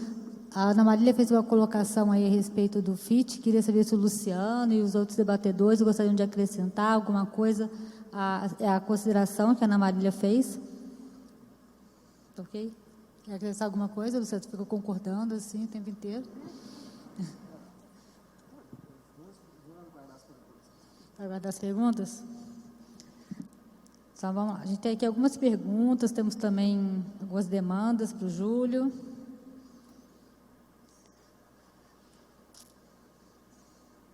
A pessoa não se identificou, mas ela colocou assim: boa tarde, gostaria que o Júlio pudesse disponibilizar as tabelas de cálculo de reequilíbrio econômico-financeiro de diesel e divulgar novamente o curso dele. Pode compartilhar sua... E como é que faria? Posso compartilhar, né, sem problema nenhum. Teria que, hoje, como foi, acabamos de implementar, né, no site da Sinfra, né, sinframt.gov.br, vai ter disponibilizado, né, já temos lá disponibilizado as duas instruções normativas. Na verdade, é a mesma, uma relativa ao asfalto é a mesma do DENIT, né? E a outra instrução normativa, que é referente a materiais diversos, também. E tem publicado já no Diário Oficial, né, do Estado do Mato Grosso, a portaria da instrução normativa do diesel, né? Esse material em Excel que eu disponibilizei, mostrei aqui um pouco, ele vai ser colocado como um anexo dentro do site da Sinfra, tá? Aqueles que quiserem, me procurem, eu tenho dentro do meu próprio WhatsApp aqui, eu posso retransmitir sem problema nenhum, tá? Então, logicamente, é uma tabela referencial nossa. Peguei a orientação, o aval de alguns colegas, né? A semana passada mesmo nós tivemos no Tribunal de Contas do Estado um treinamento de reequilíbrio econômico-financeiro, então ficou compatível com aquilo que foi apresentado, né, no caso pelo Elci Pessoa, talvez alguns conheçam aqui, da New Holds, e acho que assim, está bem coerente, né? A gente procurou ter o máximo amparo técnico, jurídico, dentro daquilo que a jurisprudência já traz de ponderações, né, em relação ao reequilíbrio, mas à vontade, posso disponibilizar sim, tá? Com relação ao curso? O curso, né, o ministro curso do orçamento de obra rodoviária, tá? Agora, do orçamento de obra rodoviária, o ministro, desde que foi implantado, né, em maio de 2017, eu soltei a primeira turma, já foram mais de 60 turmas, né? E agora do reequilíbrio, também, já foram 11 turmas mais ou menos, então, eu posso colocar, né, eu coloquei dentro do meu último slide ali, tem um número de contato que é da empresa, né, que trabalha diretamente comigo na contratação, caso alguém queira anotar, é 65992375657, né? É um contato que é feito diretamente para a contratação, tá? Tá, joia, obrigada. Não vou cobrar, tá? Percentagem dos cursos que você fechar, pela toda a propaganda. Temos mais uma perguntinha aqui, que não foi direcionada para ninguém, não. Pode ficar à vontade quem quiser responder. Hoje temos uma discrepância relevante entre os valores ciclo e o que se verifica no mercado, principalmente no pós-pandemia, o que gera para os investimentos privados um desequilíbrio significativo entre a prestação de contas aos entes públicos e a efetiva implantação dos empreendimentos, de forma que a minha pergunta seria: existe alguma frente em relação a alguma metodologia diferente ou algum plano específico para corrigir essas anomalias? Bom, se perceberem minha mão um pouco trêmula aqui, não é nervosismo não, tá? É frio, porque eu sou cuiabano, tá? Saí de Cuiabá com 40 graus, chega aqui pega 6, não é fácil não. Mas bom, eu não sei se é especificamente obra rodoviária, né? Provavelmente seja. Hoje assim, o novo ciclo tem procurado ao máximo se aderir àquilo que o mercado propõe, a partir do momento que pede, né, impõe, vamos dizer assim, que seja feita a cotação da faixa A da curva ABC para cada orçamento, né? Ou seja, os agregados obrigatoriamente devem ser cotados de acordo com a região onde for implementar a obra, né, onde for projetar a obra, e outros demais insumos que tenham uma relevância, né, financeira, que enquadre dentro da faixa A, né, lá a gente basicamente são os mesmos materiais, né, aço, cimento, os agregados, o asfalto já é da tabela ANP, né. Aí entra lá algumas particularidades relacionadas aos nossos tipos de obra, né? Lá tem muito hidrossemeadura, cerca, né? Então, hoje, se a gente parar para analisar o que diverge muito, fator de consumo, que é aquilo que eu falei, né? A gente percebe que se o fator de consumo for fielmente o que está no ciclo, pode possivelmente haver uma discrepância em relação àquilo que for praticado, né? O próprio custo dos insumos que não seja cotado, tá? Logicamente, então, por isso a necessidade de cotar os materiais da faixa A. E um outro ponto que se questiona muito, que é a questão da produtividade, né? A questão da produção horária dos serviços relativo àquilo que se pratica. Bom, quando tem alguma particularidade fique caracterizada e devidamente justificada, lá nós até possivelmente podemos alterar, mas nós procuramos seguir fielmente aquilo que traz no ciclo, tá? Então, essas discrepâncias têm que ser diagnosticadas, né? Isso aí, cada obra é um planejamento, cada obra é uma realidade, cada obra traz características diferentes, né? Então, e ainda assim vemos empresas dando 14%, 15%, 20% de desconto, né? Então, ou seja, é uma conta que não fecha, né? A parcela do lucro teórica dentro do BDI é ali em torno de 7% a 9% ali, né?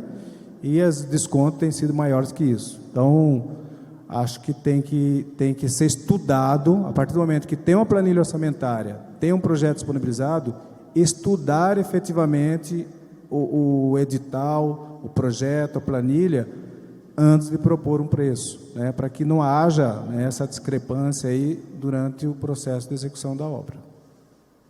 Com relação a esse mesmo assunto, tem uma outra pergunta que é: onde conseguir instruções normativas para análise de pedidos de reequilíbrio, e algum órgão já expediu regras de análise? Além do CINFRA-MT, existem outras? Até para embasarmos a nossa instrução, eu creio que quando nós elaboramos para o aço, deve ter sido uma das primeiras do Brasil. Nós elaboramos a primeira instrução em agosto do ano passado, né? Depois eu vi que saiu várias outras, no Paraná, né? Eu vi que e todas seguem uma mesma linha, né? Eu tenho até aqui no meu próprio WhatsApp. Quando nós fomos elaborar, nós nos embasamos depois agora do diesel nas outras, né? Para reforçar que a fundamentação jurídica, o amparo jurídico, para que a gente possa analisar, né, o pleito, o pedido de reequilíbrio, tem sido basicamente o mesmo em todos os estados, né, que já tem apresentado. Eu sei de pelo menos uns 8 estados aí que já tem instrução normativa para reequilíbrio, né, e todas seguem a mesma linha, né, pequenas variações, né, uma utiliza o impacto financeiro integral, outra é 50%, outra é 70%. O nosso era integral, agora passou a 70%. Mas tem hoje no próprio Google, né? Se você fizer a busca lá de instrução normativa, tem disponibilizado em vários estados, né? Então, hoje já não é assim, aquele tabu, aquele receio que estava existindo há um ano atrás, sobre a elaboração do reequilíbrio. O que acontece? O ônus da prova no reequilíbrio é da empresa. Quem tem que propor o reequilíbrio é a empresa, né? Eu, quanto fiscal, eu, quanto servidor público, né, eu vou analisar. Obviamente que alguns cuidados devem existir. Por quê? Caso haja uma redução de um preço de um insumo, de tal forma que o erário, digamos assim, teria direito a um reequilíbrio. Isso aí, obviamente, a empresa muitas vezes vai ficar quietinha, né? Deu uma queda de valor e não vai apresentar. Então, ou seja, tem alguns cuidados dentro do próprio... A última instrução do DENIT, setembro de 2021, para o asfalto, lá no finalzinho fala a respeito disso, né? Do cuidado que deve se ter em relação à ocorrência de queda, né? Possíveis quedas de valor em outros insumos. De tal forma que o quê? Que o reequilíbrio ele tem que ser analisado do contrato como um todo, né? Você não pode analisar um insumo isoladamente, não, porque aí você vai estar simplesmente beneficiando em função daquele insumo. Então, quando você analisa o contrato como um todo, muitas vezes um insumo que teve uma alta pode ser compensado por um outro que teve uma redução, tá? Então, essa análise ela tem que ser feita de uma forma criteriosa, né, com base numa instrução normativa. Mas especificamente a resposta, né, tem sim vários estados hoje aí que já disponibilizam instruções normativas. Tem uma pergunta aqui muito boa da minha colega do DENIT, a Tayane, e isso aqui também tem a ver com o que a gente está discutindo e também com o que a gente discutiu antes, né, para organizar a nossa mesa redonda com relação aos órgãos de controle, né? Então, ela pergunta, como buscar a almejada autonomia do orçamentista com os questionamentos incessantes dos órgãos de controle que se baseiam nos manuais e normativos para questionar os orçamentos e ainda a nova lei de licitações que torna tudo ainda mais rigoroso?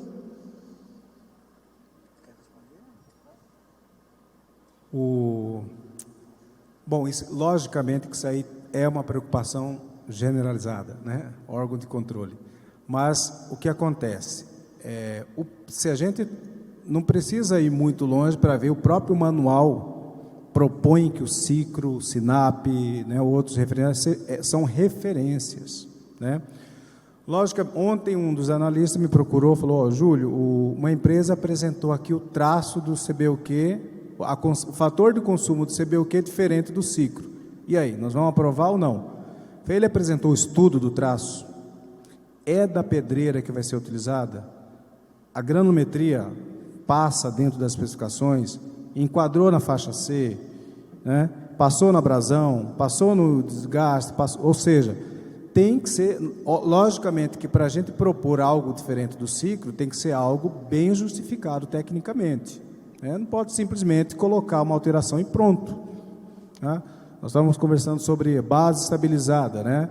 O ciclo está lá 70% a 30%, é uma proposta, né? Se for estudado, deu 80 a 20, vai alterar a composição, você tem que ter um estudo, né? Tem que ter um estudo no laboratório demonstrando aquilo. Então, ou seja, na condição de você aprovar algo que é diferente daquilo que propõe na composição, você tem que ter uma base muito bem amparada, né? Então, ou seja, no caso de fatores de consumo, o fator concreto FCK 20 MPa, o cimento ao invés de 280 kg é 310, tem que apresentar um traço, tem que ter uma RT, tem que ter alguém, um responsável por aquilo, tem uma empresa de suporte, uma supervisora, um laboratório próprio, aferir, né? Então, ou seja, não é simplesmente acatar, né? Então, ou seja, tem que ter todo um resguardo técnico, de tal forma que, logicamente, a gente tem um amparo, né? Hoje, assim, o receio de todo fiscal é,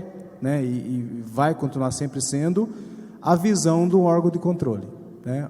Na semana passada mesmo, quando nós estávamos tendo o treinamento lá uma palestra, né, o ciclo do reequilíbrio, a gente via 2 auditores com visões diferentes. Ou seja, se um auditar vai ser uma visão, se o outro auditar vai ser outra, né?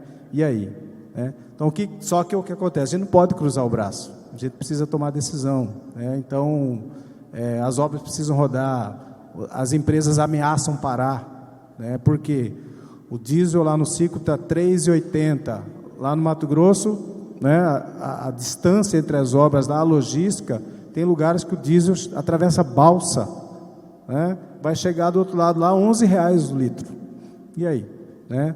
Se a gente ficar, muitas vezes com esse receio, né, a gente praticamente paralisa tudo.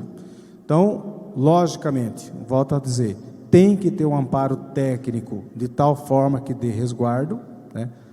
Nós lá, quanto a esse tipo de conceito, nunca tivemos problema, né? Precisou divergir, precisou variar aquilo que o ciclo traz como concepção. Se bem demonstrada, se bem justificada tecnicamente, né, não temos tido esse problema. Volto a alertar, ter certeza daquilo que está propondo, né?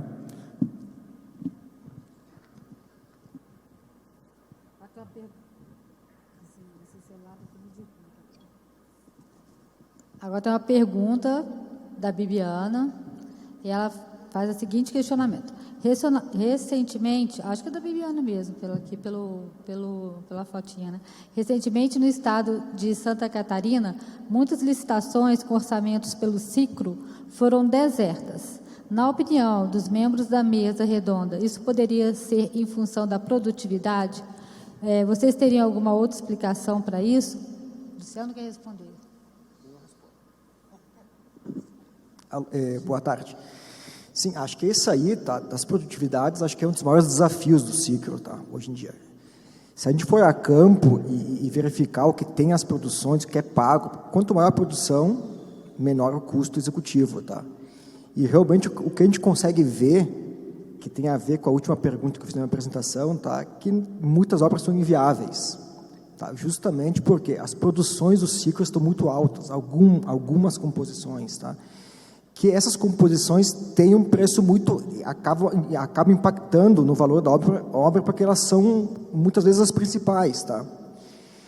Vou dar um exemplo aqui para a gente entender o que são as produções que estão hoje no ciclo, tá? Vou dar um exemplo assim que a gente consegue entender e visualizar. Muitas obras do DEINFRA, eu orcei elas, tá? Novamente, eu montei a planilha, é uma coisa, estava no ciclo, beleza. Aí pergunta, dá para fazer no ciclo? Não dá, não dá. O custo é muito acima do ciclo. Por quê? No caso do DEINFRA, muitas obras são do I-topping, tá? Placa de concreto rígido, né, que vocês conhecem. Para ter ideia da produtividade que o ciclo utiliza para o I-topping, que é 124,5 metros cúbicos a cada 60 minutos. A gente está falando de 1.000 metros cúbicos dia. Para a gente fazer a pavimentação de Bento a Garibaldi, são 10 quilômetros. Pelo ciclo, precisaria de apenas 14,5 dias. Meio mês com 7,2 metros de largura, você estaria pavimentando Bento a Garibaldi. E o restante do custo da tua equipe? Uma equipe de I-topping é 300 mil mês, ou mais. A tua composição está pagando 150. Tu vai ficar com essa equipe aí 3, 4 meses na obra, no mínimo. Não cabe, é inviável. CBUQ, o ciclo está com 99,6 toneladas a cada 60 minutos, sem o FIT. Com o FIT vai uns 80, porque o máximo do teu FIT é 20%. Exemplo, se a gente pavimentar Bento a Porto Alegre, 2 faixas, tá? Pelo ciclo, o tempo executivo é 125 dias produtivos. 125 dias para pavimentar de Bento a Porto Alegre. É inviável. É inviável. A gente consegue ver no campo. Se a gente vai no campo e vê uma equipe de pavimentação, o custo executivo do CBUQ, nesse último de abril de 2022, é 8,85 a tonelada. Aí tu vê lá um caminhão de 20 toneladas chegando. Tá com a tua equipe lá, uma vibro, 2 rolos e umas 15 pessoas. Vai ter que pagar o mês dessa pessoa. Mão de obra é mês. O Compor possibilita fazer isso. Ele consegue abrir a questão da mão de obra diesel e tu lança em produtividade no mês. Tu vai pagar o mês do operador, do encarregado. 8,85 por tonelada. Então, chega um caminhão de 20 toneladas lá, tu vê toda a tua equipe lá, vibro, 2 rolos, aquela movimentação toda. Tu vai ganhar, o custo que o ciclo previu é de R$ 177 por caminhão. Para a equipe se pagar, eu tenho que colocar 5 caminhões a cada 60 minutos. É possível executar 5 caminhões em 60 minutos? Sim, em alguns casos sim. O problema é manter a constância. Não é 5 e depois pode descansar. É 5 vezes 8 horas. 40 caminhões por dia, todos os dias do mês, senão você paga a equipe. É inviável. Não sei se tem alguém aqui de concessionária também, mas a gente presta serviços também. Eles têm esses dados, né? Esses dados de produtividades. E a gente sabe que é muito abaixo disso. Então, isso é um desafio. E a gente tem composições chaves do ciclo, CCP, CBUQ, fresagem, que acaba dando deserta, porque, até o Júlio comentou, mas tem empresas que dão 20% de desconto. Como é que faz isso? Bom, aí a gente vai estudar um pouco mais a fundo, mas tem a possibilidade de dar desconto nos insumos, porque os insumos acabam pesando mais. E alguns não fazem conta, essa é a verdade. Alguns vão ter prejuízo no final, não fazem conta. Acho que tá na tabela ciclo, eu estou bem. Não está. Se tu ganha 118 na tabela ciclo, é prejuízo, é prejuízo. Tu não vai conseguir fazer a 118, 22 quilômetros, tudo. Os 22 quilômetros, se tu fosse fazer uma solução em CCP, o custo do ciclo, ele te paga, é mais ou menos 700 metros por dia. Então, a gente está falando do quê? De 30 e poucos dias executivos. Levou quantos anos? Então, é inviável, é inviável. Então, obviamente, o orçamentista, isso vale a pena. O orçamentista não é só que faz a planilha, né? É o que orça, é o que diz se está viável ou não, né? Acho que esse é o principal ponto da nossa profissão, né? É saber identificar se a obra é viável ou não, com as suas produções, né?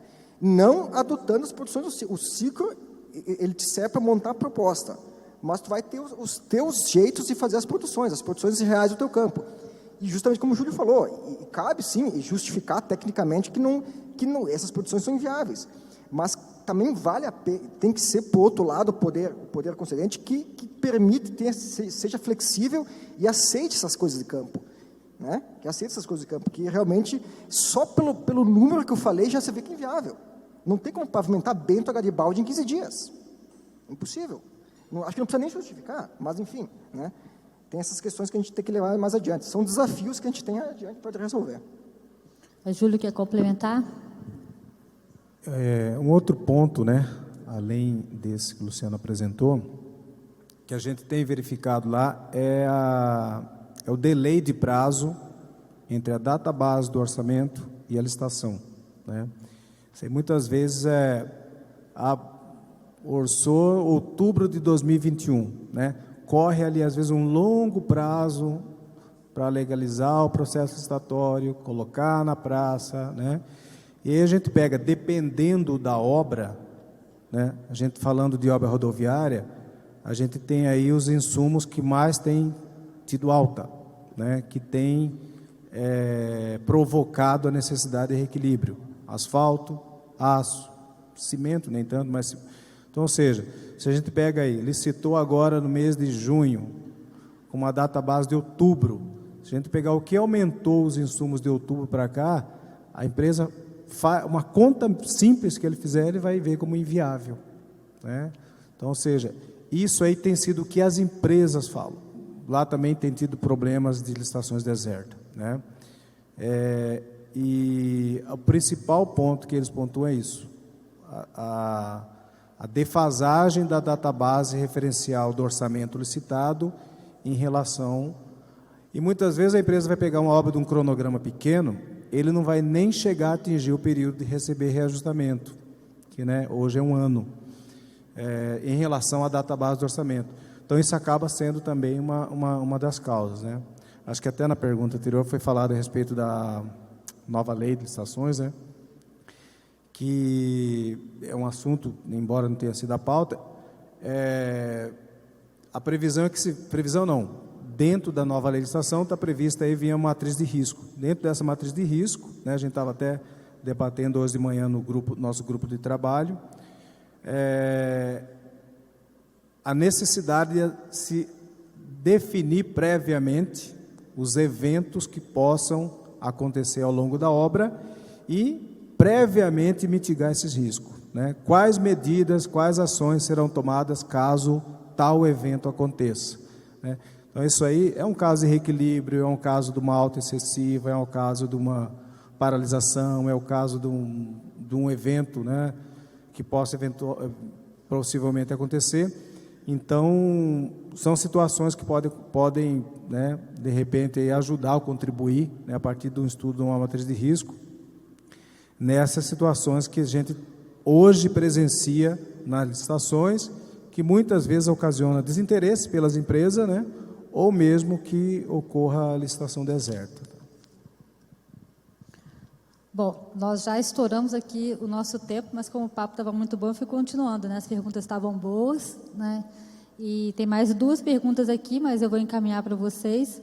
Eu queria, como eu falei no início aqui da nossa mesa redonda, essa mesa redonda só está acontecendo devido à demanda do CICEPOT, na pessoa do presidente do CICEPOT, o Rafael Sack.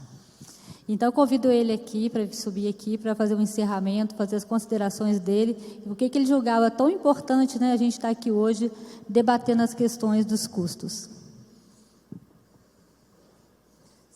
Tem como ele falar ali do púlpito? Pode? Vou ficar corcunda falando aqui. Pessoal, muito boa noite. Boa noite a todos. Cumprimento primeiro a mesa, agradeço a doutora Luciana, parabenizo pelo evento, né, e agradeço por ter atendido esse nosso pleito, né, um agradecimento aí, uma parabenização especial a todos os integrantes da mesa, doutor Júlio, doutora Eliane, os engenheiros Ana e Luciano, já são velhos conhecidos nossos. Pessoal, o objetivo dessa mesa redonda de trazer a pauta de custos é porque hoje existe uma condição econômica e política muito diversa, enfim, pandemia, guerra da Ucrânia, outros eventos, e se tornou latente nos últimos tempos a discrepância entre os preços praticados pelos órgãos, né, como o DENIT, como o CEINFRA, como os DRs, e a realidade dos custos absorvidos e realizados pelas empresas. Então, quando nós trouxemos a pauta de custos rodoviários, e aí especificamente veio à tona o SICRO, que é o sistema mais utilizado em rodovias no Brasil, né? Temos outro sistema, o SINAP, que é um sistema referencial muito utilizado para as municipalidades e para a construção civil em geral. Nós quisemos trazer várias óticas, e aí, com total mérito da BDR, aí, da doutora Luciana, ela conseguiu trazer para a mesa posicionamentos diferentes, posicionamentos distintos. Então, temos aqui a doutora Ana, aí, que trabalha com projetos e consultoria, né? O doutor Luciano trabalha com construção, é de uma construtora. O doutor Nelson, nosso diretor do sindicato, está aqui, presidente da SBS. Temos aqui o doutor Júlio, consultor na área do SICRO, então profundo conhecedor aí do sistema, assim como também temos aqui a doutora Eliane, que está do lado do DAER, do órgão, recebendo os orçamentos das projetistas, das construtoras, né, e fazendo essa análise. Então, a grande questão hoje dos custos, ela é a aplicabilidade do SICRO. O SICRO, ele é um sistema, como o doutor Júlio falou aqui, ele é um sistema genérico, ele é um sistema geral, ele é um balizador, né? Mas o grande X da questão é que hoje, como balizador, em grande parte dos serviços, ele não está mais funcionando, tá?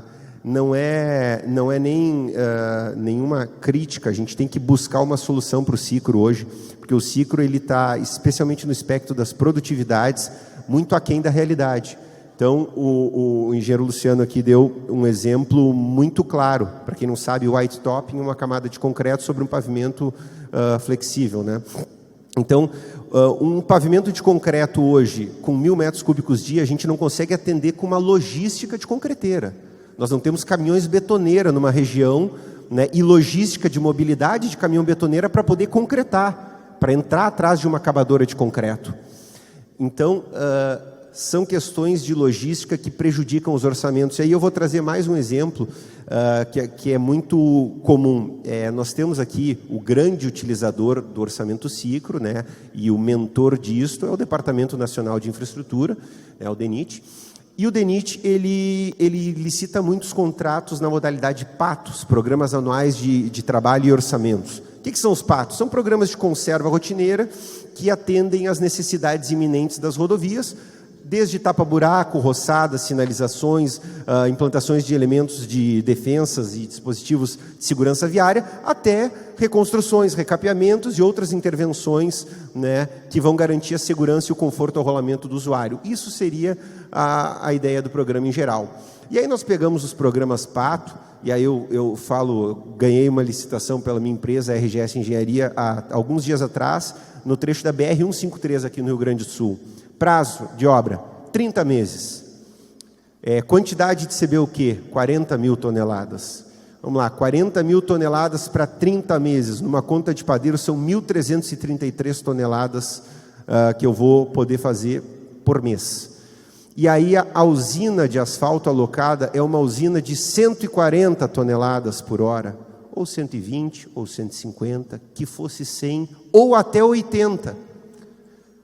Quanto eu produzo com uma usina dessas? De 80 toneladas. Vamos pegar a produtividade que o doutor Luciano falou aqui, já descontando FIT, se botar FIC em cima, considerar período de chuva, considerar todas as considerações do planeta, eu faço 1.333 toneladas em 2 dias.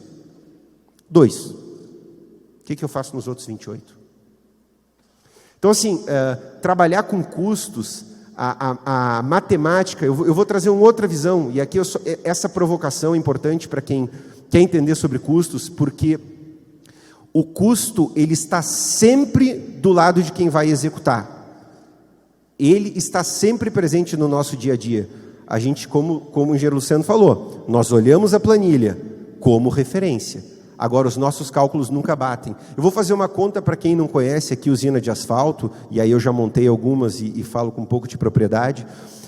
Uma usina de asfalto, ela consome 25 litros de diesel em média por hora para manter aquecido o seu tanque.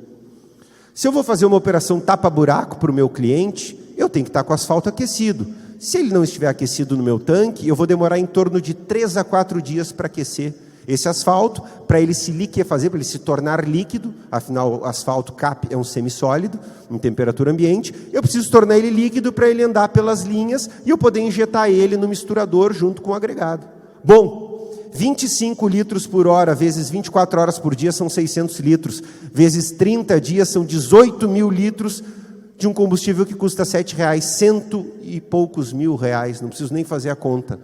É assustador, né? Para eu tocar um contrato de 70 milhões, que me traz 2 milhões de empenho para o ano inteiro, 2 milhões de empenho para o ano inteiro no contrato, na atual conjuntura econômica, me dá quanto? 150 mil reais por mês? Só o custo que eu tenho para manter os tanques, o asfalto aquecido dentro dos tanques, é 100 mil reais. Então, a matemática hoje ela vai muito além do nosso custo produtivo. Eu passei pela experiência de ser operador de máquina. Então, assim, fazer 168 metros cúbicos de compactação por hora é absurdo, impossível, até o próprio catálogo vomita isso de uma forma irresponsável. Então, a gente, além de ter que vencer isso, a gente vence a defasagem orçamentária. A gente, às vezes, não tem dinheiro para a obra. E a gente tem cronogramas demasiadamente extensos para as produtividades. É aí o que o doutor Júlio falou. Se a gente licita um pato para 36 meses, ou 30 ou 24, com uma pequena produtividade, por que não adequar a composição? O que o engenheiro Luciano falou, hoje a gente paga aí uma equipe de asfalto R$10 por tonelada. Se a gente fizer essa conta, destacar materiais e equipamentos, é o que a gente encontra no ciclo. E essa realidade não é a realidade que a gente encontra nos nossos custos. Hoje, uma equipe minha produtiva me custa R$35 por tonelada. Produtiva, em rodovia. Não estou falando dentro de cidade. E essa discrepância por quê? Produtividade, improdutividade, ociosidade e uma série de outros fatores. E o orçamento pesa muito. Hoje, a falta de recurso, a incerteza de recursos, de empenhos, também pesa muito. Então, a provocação é para que todos que aqui estão, desculpe, doutora Luciana, me estender no tempo, que todos aqui estão saibam que o sistema Cicro é um sistema referencial, mas que ele deve ser trabalhado. Ele mesmo já se descreve como um sistema referencial. Não se orça obra copiando e colando composição do Cicro. Aliás, para quem vai escrever e vai licitar, pode até ser uma boa referência, mas seguramente vai acontecer o fenômeno que aconteceu em Santa Catarina, em 10 meses, 2,5 bilhões em licitações desertas, fracassadas. Tá? Isso é péssimo para o Brasil. Então, a nossa reflexão é: custo é importante sim, e quem paga a conta é a sociedade. Então, pague-se bem por uma obra, mas que a obra saia e produza os resultados necessários para a sociedade. Uma vida não tem preço. E aí, só fazendo um contraponto com o que o Dr. Júlio falou, a condição do mercado, às vezes a gente dá 14%, 15%. Na atual conjuntura, a gente vê um desespero muito grande das empresas. Empresas que não estão conseguindo fechar uma conta numa licitação, mas precisam de obra para pagar a folha de pagamento, para não quebrar. Então, a condição de mercado, ela te obriga a uma carnificina. Eu faço a conta e opto por um prejuízo na obra, mas que em contrapartida eu consiga continuar pagando a minha estrutura administrativa, a minha folha de pagamento, esperando que melhores ventos soprem, que melhores dias venham. Então essa é a realidade do setor e todos aqui têm que saber que a gente passa por isso no dia a dia. Então a nossa busca é com profissionais como o Dr. Júlio, que demonstrou um mega conhecimento, parabéns, né? Como a nossa equipe aqui do dia a dia, os engenheiros Luciano e Ana, que estão trabalhando sempre em cima do ciclo, doutora Eliane, que está avaliando o ciclo, é buscar as formas de melhorar esse sistema. E estive com o diretor da DPP, o Luiz Guilherme, há pouco, conversando ali no estande do CICEPOT, e conversávamos justamente sobre a questão do ciclo. É sabido que existem deficiências, sim, né? É um sistema que foi construído e que agora a gente fez uma nova provocação, desde o ministro Tarcísio, para que a gente faça as necessárias, entre aspas, reformas nesse sistema tão importante para o país, mas que tem, sim, suas carências, suas deficiências e que deve ser melhorado. Muito obrigado. Agradeço aí, Rafael, sua participação. Muito obrigada. Obrigada também pelo todo o apoio do CICEPOT ao nosso evento. E como servidora do DENIT, eu tenho que defender um pouquinho o ciclo, né? Ou muito. A questão é que, assim como todos os documentos normativos do DENIT, assim como todos os sistemas do DENIT, a busca do DENIT é sempre a máxima eficiência. E, óbvio, que a gente procura sempre ter a máxima eficiência, mas também a gente vai evoluindo ao longo do tempo, nem tudo sai como a gente queria no primeiro momento. Mas o DENIT está sempre aberto a receber críticas, a receber contribuições. Então, a Coordenação Geral de Custos de Infraestrutura de Transportes do DENIT com certeza está aberta para receber oficialmente do CICEPOT todas as colaborações que julgarem pertinentes. Agradeço a todos os nossos apresentadores aqui, a Ana, Luciano, ao Júlio, a Eliane pela participação. Muito obrigada também por estarem presentes na 47ª RAPV, no 24º ENACOR. Muito obrigada.